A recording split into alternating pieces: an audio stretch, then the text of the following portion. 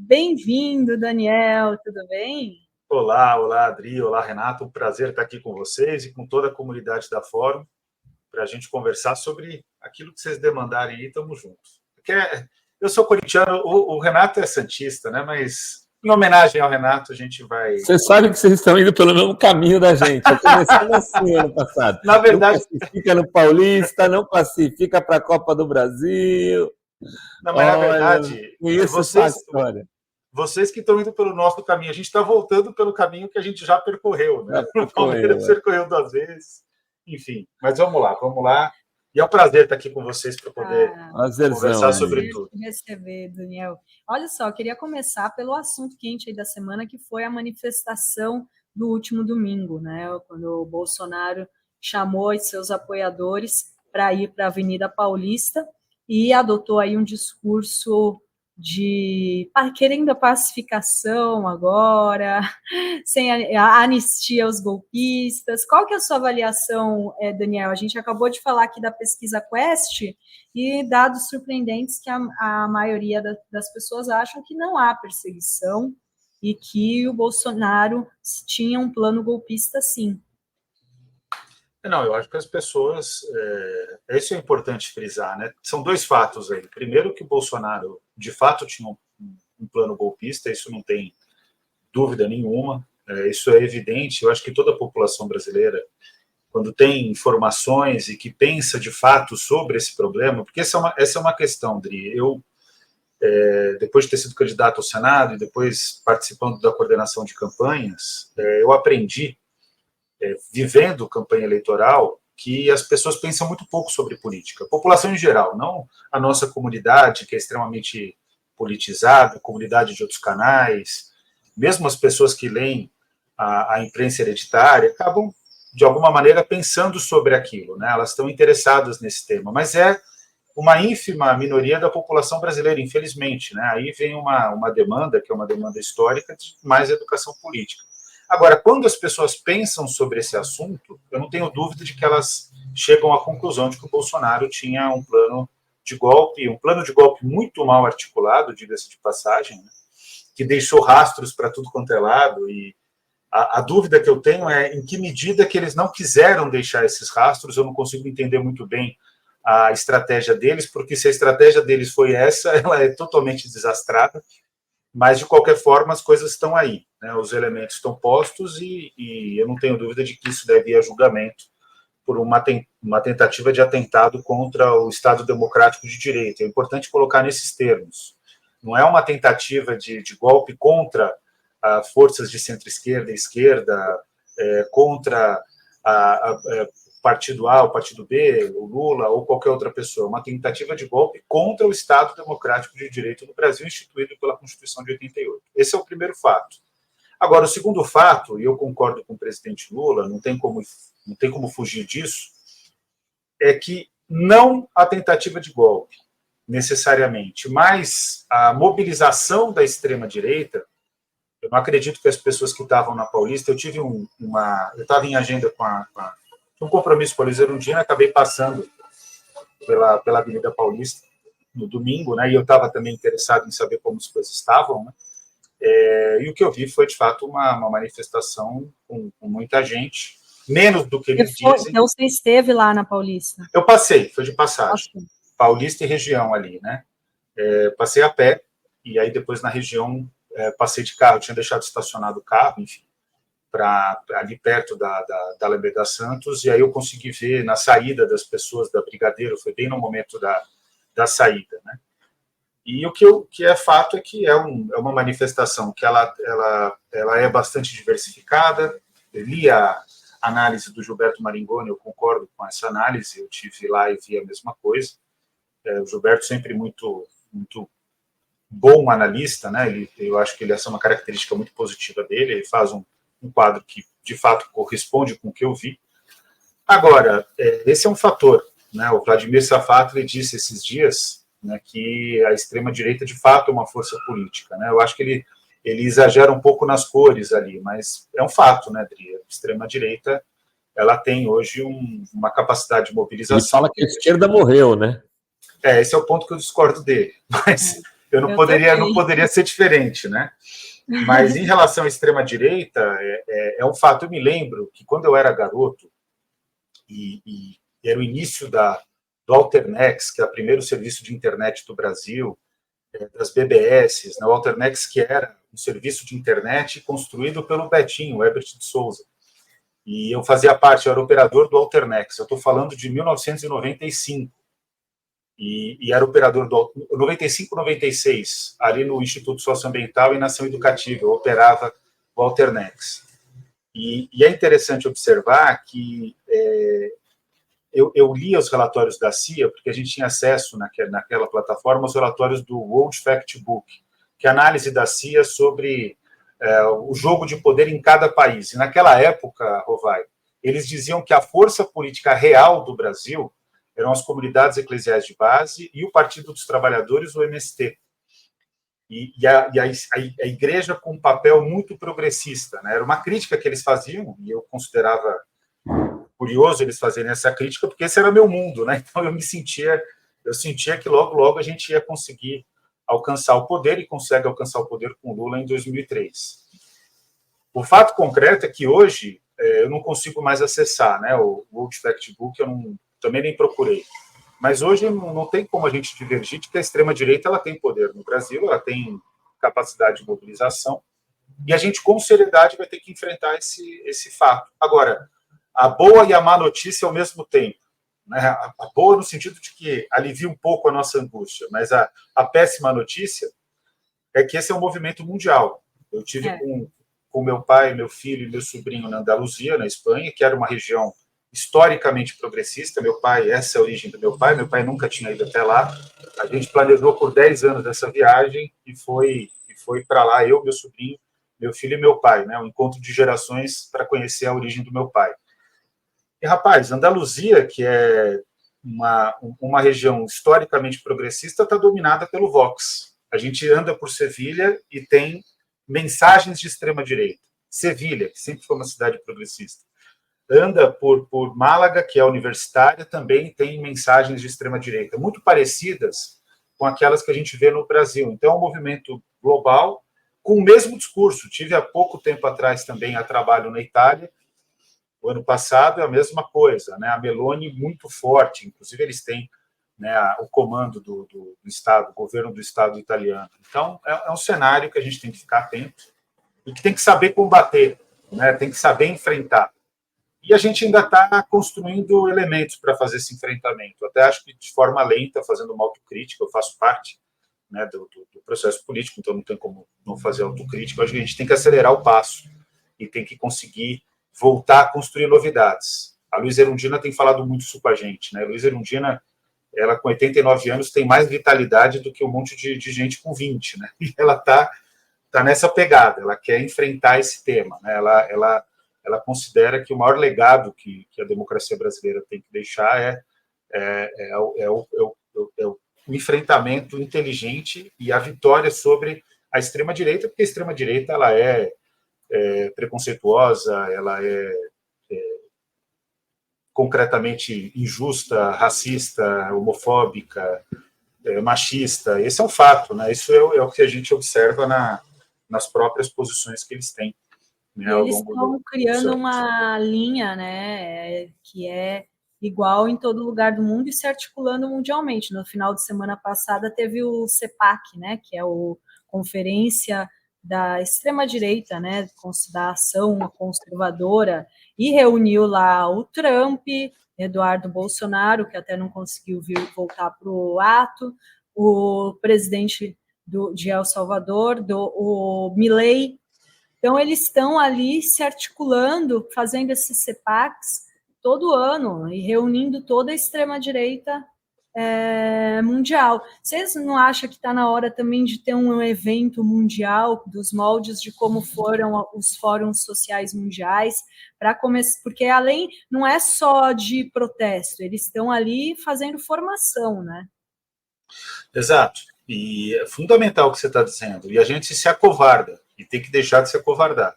O Foro de São Paulo era isso, era essa a iniciativa. E aí, pelas críticas que o Foro de São Paulo recebeu ao longo dos anos, os próprios partidos brasileiros que participam do Foro de São Paulo começaram a esconder a realização do evento. Isso está errado. O Foro de São Paulo, eventualmente, você pode ter divergências em relação à condução, em relação às cartas programáticas, os posicionamentos que eles tomaram ao longo do tempo. Eu não tenho essas divergências, né? Então, já deixando bem claro, mas ali existia um projeto.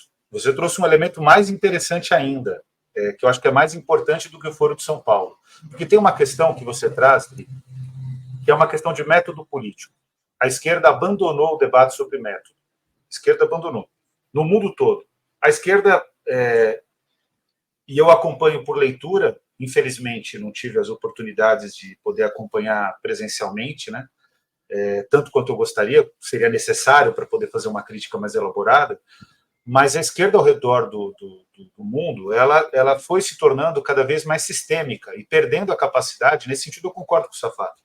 E não é nenhuma crítica só dele, uma crítica da Rosa Luxemburgo nos debates com o Bernstein, no contexto do Partido Social Democrata Alemão. Então, estou falando de muitos anos atrás, século XX, né, início para meados do século XX. A Rosa Luxemburgo já apontava isso. A esquerda foi se tornando sistêmica. O Florestan Fernandes falava a mesma coisa aqui no Brasil. Ela foi se tornando sistêmica e perdendo a capacidade de encantar a política pela democratização efetiva do mundo, por um processo de igualdade, por um processo de distribuição de direitos, por uma luta para garantir qualidade de vida para todos. A esquerda vai perdendo isso pelo pragmatismo eleitoral e vai construindo máquinas eleitorais que tendem ao centro. Essa era a crítica que o Florestan fazia em relação, inclusive, ao Partido dos Trabalhadores, que ele é um dos fundadores, né? Então, é uma crítica muito balizada de quem está ali. E para não ficar no Partido dos Trabalhadores, a mesma coisa acontece com qualquer partido político no Brasil. Nenhum tem a história que tem o PT. O PT tem uma história que é incomparável, né, em termos de construção política no mundo. O PT é uma novidade histórica, em nível global, mas que ao longo do tempo vai perdendo essa capacidade de construção com o povo, o partido que era criador e criatura dos movimentos sociais, né? Isso vai se diluindo. Acontecem rachas, o próprio pessoal é fruto disso. O ponto concreto, e é importante que a gente tenha isso sempre em mente, é que a gente perdeu a capacidade de propor, perdeu a capacidade de desejar transformar a sociedade. E aí eu vou dizer para vocês com todas as letras, muitas vezes fica difícil fazer o discurso político, porque se o discurso político está comprometido com um posicionamento que não tensione a agenda econômica, que não tensione a agenda da educação, que não tensione a agenda da saúde, que não tensione a agenda de infraestrutura, na prática, pela necessidade de não tensionar, a gente acaba perdendo força. E a extrema-direita, que ela é paradoxalmente sistêmica, porque ela defende o neoliberalismo, por exemplo, mas faz um discurso antissistêmico, quando faz a crítica ao globalismo, etc., ela acaba se tornando mais atraente para o eleitor. Então, esse é um problema global, que a gente vai ter que ter a coragem de retomar o desejo, a ambição de transformar a sociedade. Eu vejo que quando o Lula é gigante em todos os momentos, mas quando ele se torna mais gigante, exatamente quando ele tem a coragem, né, e isso é autêntico nele, de confrontar. Ele vai dizer, não, eu quero que todas as pessoas, por exemplo, tenham acesso a uma universidade pública de qualidade. Aí que eu vejo que ele tem, e eles têm políticas que depois vão confirmar esse desejo, né? Não na medida que a gente gostaria, mas que encaminham nessa forma. Então, eu vejo que esse é um pouco o nosso desafio. E a eleição municipal vai passar por isso. É a capacidade de reconstruir sonhos. A gente tem que voltar a dizer qual é o projeto que nós defendemos e como esse projeto vai fazer diferença na vida das pessoas, mas com uma observação da Luísa Erundina. Ela considera, e eu concordo com ela, que a gente precisa retomar a coragem de construir com o povo. Não só construir para o povo. Isso eu não tenho dúvida de que nós fazemos, mas tem que ter a capacidade de construir com as pessoas, porque esse método faz diferença, inclusive, na massificação, né, do projeto de esquerda. Então, acho que esses são os desafios que a gente precisa enfrentar. E o Fórum Social Mundial corresponde a isso, por exemplo. O Fórum foi derrotado, né, de alguma maneira aí pelos governos progressistas, no fim, né? Porque você ganhou um monte de governo e aí aquele movimento foi perdendo sentido. Eu sei porque esse veículo não se chama Fórum à toa. Eu vivi esse processo todo de perto. ao mesmo tempo que tinha patrocínio, tinha dinheiro para realizar, tinha tudo aquilo, as pessoas foram indo para os governos e foram deixando de se preocupar com os movimentos. Não só se preocupar, como se deslocaram dos movimentos. Ah, não, se eu vou lá, eles vão ficar reclamando comigo. É a velha coisa, vão ficar pedindo coisa, não dá para atender e tal. Ele foi se enfraquecendo, ao mesmo tempo teve talvez ali essa coisa de tudo ter que ter consenso, que parecia uma fórmula interessante no começo, depois ela se demonstrou limitadora, e ele foi perdendo tenacidade e capacidade de ação em pautas pontuais, porque nada se acabava que ele não conseguia se manifestar sobre nada, nunca tinha uma ação concreta do fórum em nenhuma conjuntura, porque nunca tinha consenso. Isso que não pode... Mas é isso, a nossa... É muito difícil ser de esquerda, porque a gente está indo contra o sistema. As pessoas falam, a direita é unida. A direita não é unida, é só ver as brigas aqui para definir se o Bolsonaro sai com candidato em São Paulo ou se ele vai apoiar o Ricardo Nunes, que fez o gesto de ir na manifestação em defesa do Bolsonaro no domingo. Não se trata dessa questão mais comezinha de que a direita é unida. O que ocorre é que a direita defende o sistema. Ela defende um sistema, o sistema hegemônico hoje, hegemônico não, o sistema praticamente imperial, no contexto global, né, que domina todos os países do globo praticamente, né, salvo as raras e necessárias exceções. E o fato concreto é que é fácil você parece que existe uma unidade, porque é fácil você defender o que é hegemônico. Difícil é o nosso papel de tentar ir contra as desigualdades, tentar não, né, de ir contra as desigualdades, de ir contra as injustiças. E aí a gente fica, né, Rovai, que foi o que você viveu, a gente fica na discussão sobre qual é a melhor alternativa e quem são os protagonistas para liderar o movimento de resistência e de enfrentamento e superação do sistema capitalista. O problema concreto é que a gente, nesse procedimento, acaba criando mais facções do que estabelecendo uma corrente de trabalho conjunto, coletivo. Eu acho que, de certa maneira, em alguns momentos no Brasil, a gente vive possibilidades em relação a isso. E tenho visto isso agora na campanha do Guilherme, aqui em São Paulo, a gente está tendo capacidade de se colocar todos no mesmo caminho, o que também não é fácil, não deixa de ser conflitivo, mas está acontecendo esse processo. Vejo que ocorreu isso no primeiro turno da eleição do ano passado, em relação ao Lula. Enfim, a gente tem que ter capacidade de construir esses momentos de convergência. Agora, eleição é pouco. Eleição é pouco, a gente sempre tem que lembrar isso. Eleição é muito pouco. A gente tem que ter a capacidade de construir um projeto político que vá além das vitórias eleitorais, que esse foi o fim dos partidos social-democratas europeus, né, que hoje se tornaram partidos neoliberais.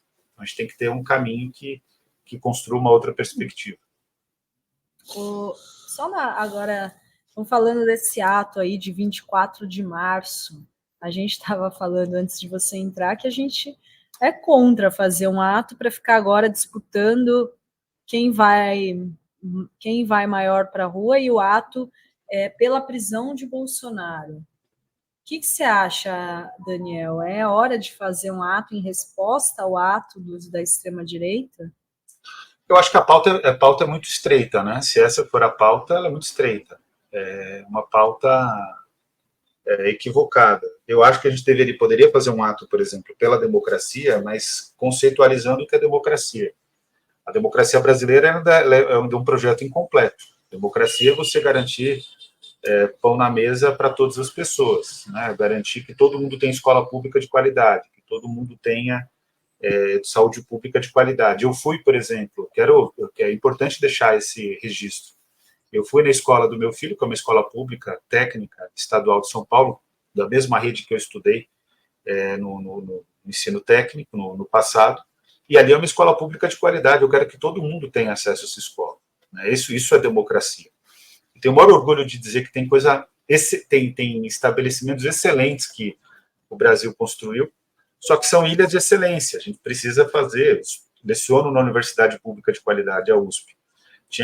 O Brasil tinha que ter pelo menos umas 20, 30 USPs, né, espalhadas por todo o território nacional. para poder gerar desenvolvimento.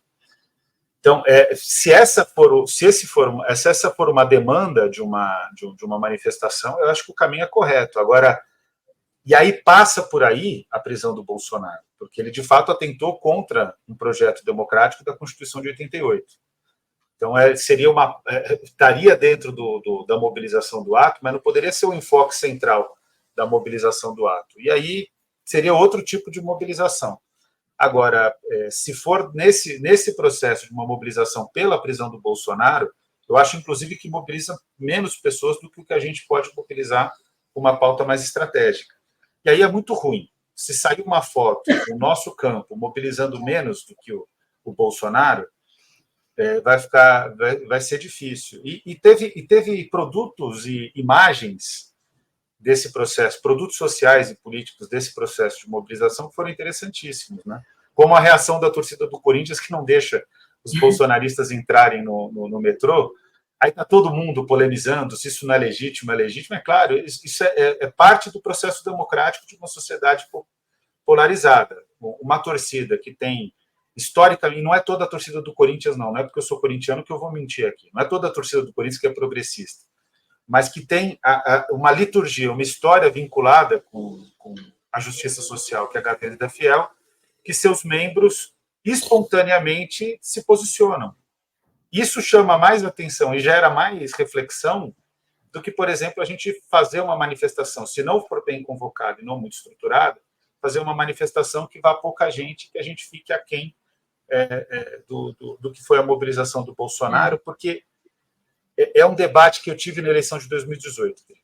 Chegaram para mim, num momento muito quente, eu não vou dar muitos detalhes para não expor questões aqui, mas no momento muito quente de 2018, no dia do professor, 15 de outubro, segundo turno, a gente fez uma ação pela educação e a democracia, né, em apoio à candidatura do Haddad. E depois gerou-se um debate, porque se era o caso de fazer, a gente acabou fazendo e deu super certo. Mas as pessoas disseram, não, o nosso programa é melhor. E ficaram 15 minutos listando o programa.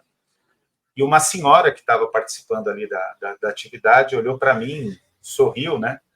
E que a gente tinha conversado antes. Eu falei, gente, tudo bem, eu concordo com todos os pontos que a gente colocou aqui, mas a mensagem da extrema-direita é Brasil acima de tudo e Deus acima de todos, que não significa nada, mas ao mesmo tempo significa tudo, que essa é uma característica, né, das pautas de extrema-direita. Ela não tem conteúdo em termos de significado, mas ela trabalha com o aspecto emocional e psicológico das pessoas. E aí isso gerou uma reflexão para mim até hoje. A gente tem que ter a capacidade de ter chaves mais claras, né, em termos de discurso. E a mobilização do domingo que eles realizaram não era só em defesa do Bolsonaro. Opa, desculpa. Na fala do Daniel.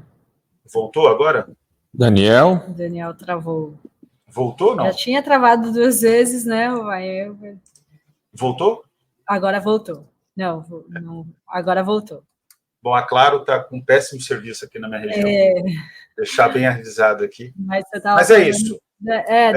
A direita ela consegue ter essas pautas, né, mais emocionais e tal, e a esquerda, né, é mais complexo, né? Você explicar para a pessoa por que ela tem que defender a democracia. Talvez nessa pauta que aprovaram para o dia 24, falaram a prisão de Bolsonaro, tentando unificar algo mais concreto ali, mas de fato é isso. Cara, precisamos fazer justiça, que a torcida do Santos que estava jogando naquele dia também botou os bolsonaristas para correr, né? Foi no shopping center, se eu não me engano, eles estavam lá comendo, aí foi uma multidão de santistas ali, os caras tudo... Olê lá. A torcida do Santos seguiu o bom exemplo da Gaveta Fiel. Não estou brincando. A Gaveta da Fiel é talvez a torcida mais de esquerda mesmo, mais progressista que a gente tem, né? Até me surpreendeu a torcida do Santos, que eu falei que legal, quer dizer que as coisas estão melhorando mesmo em todas as torcidas. Daniel, a campanha do Boulos, acho que muita gente quer saber aí como é que está. como que você está analisando a conjuntura? Porque num primeiro momento parecia que o Boulos ia ficar muito isolado e que o Ricardo Nunes ia fazer a rapa. Essa jogada do Lula de trazer a Marta para o lado de cá deu uma mudada um pouco no tabuleiro. Você concorda com isso? E como é que você está assistindo aí esses eu acho que movimentos? o Lula, ele hoje ele é protagonista, né, do processo eleitoral em São Paulo. É um ativo, é uma história, é uma figura que agrega em qualquer processo político, né, não tem dúvida disso. E hoje ele tem sido um elemento central de união em torno da campanha. Basicamente, o que aconteceu, o que tem acontecido até o momento, né? Praticamente a centro-esquerda e a esquerda está toda unida, né, em torno da campanha do Guilherme, e a extrema-direita e a direita está quase toda unida em torno da campanha do Ricardo Nunes. A exceção é que o MBL tem candidato próprio, não sei se eles vão conseguir sustentar o Kim Kataguiri como candidato, acho que não. E a Tabata Amaral segue como candidata pelo PSB. Pode ser que isso mude, né? E se mudar é muito positivo, porque aí a eleição ela fica uma eleição já muito clara, né? Desde o início, e a gente consegue ter um debate sobre dois projetos que são antagônicos na cidade de São Paulo. Agora, a campanha do Guilherme ela tem surpreendido a gente positivamente no contato que o Guilherme tem tido nas ruas, né? No Carnaval foi impressionante, nunca tinha visto isso, ele praticamente foi ovacionado em todos os lugares que ele passou, e o Ricardo Nunes foi criticado em todos, foi vaiado em todos os lugares que passou. Então essas são imagens que precisam ser bem trabalhadas e que vão fazer diferença no processo eleitoral. Agora, o que é importante frisar, e que isso tem sido para a gente uma reflexão e um aprendizado, é que a população ainda não está pensando em eleição, viu, Rova? Esse é o ponto, né? A gente já chegou à conclusão, e esse é um aspecto que a Adri trouxe na pergunta do fórum, né, que eu acho que a gente sempre tem que refletir. O povo não pensa, falta nesse sentido educação política, de fato, né? E não é um problema brasileiro, é um problema global também. Mas as pessoas elas estão completamente desconectadas do processo eleitoral. O que elas estão debatendo que tem a ver com o município?